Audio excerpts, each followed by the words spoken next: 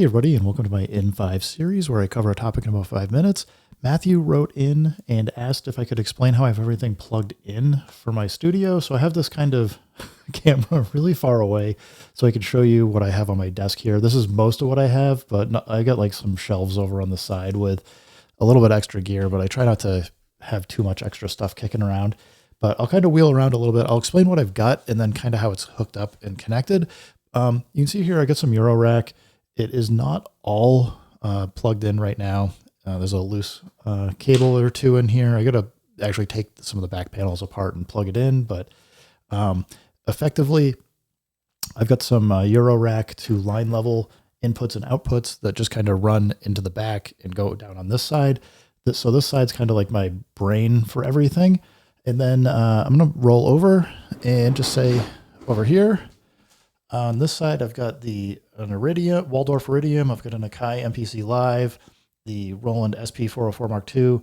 Got guitar pedals and a few other synths and stuff. And down here, just a bunch of samplers. And actually, VX90 is not a sampler, but I got an Akai S950, the Akai VX90, the Akai Z8, and on the bottom, an Akai S1000.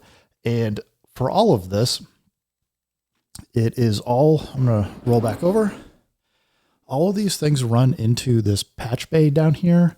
It's, I forget what it is exactly. It's Behringer makes it, and they are TRS connections. So each jack does, can handle up to 2 channels of audio. So for frequently I do left and right, although for microphones, I usually want to keep those separate so I can patch in a mic specifically.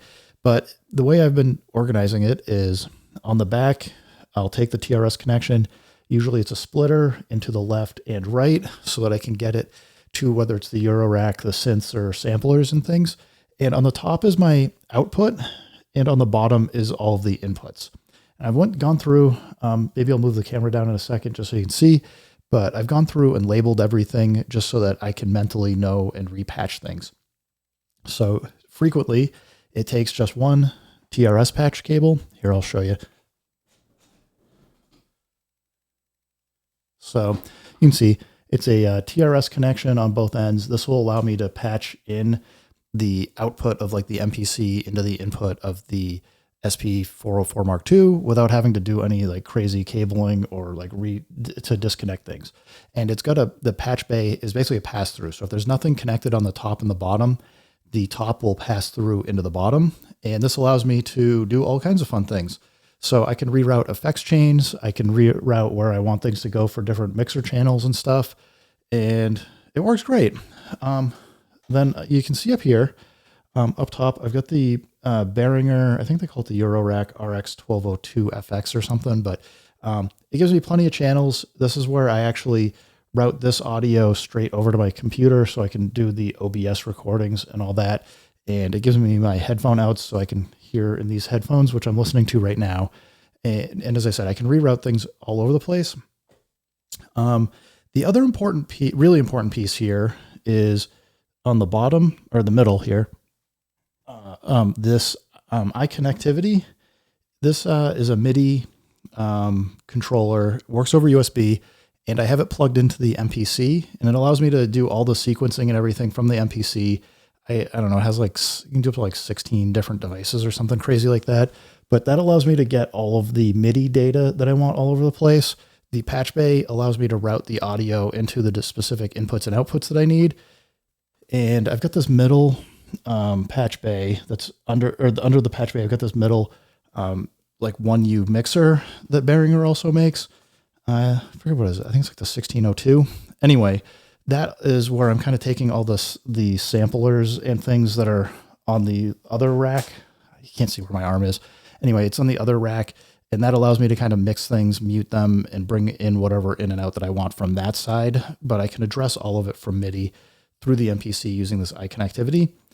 The bottom below that, the 4 devices that I have are basically the microphone, gate, and tube amplifier, and the exciter and things like that, so that I can just have my audio chain for the microphone that I set up the way kind of I liked it and how it would work well enough.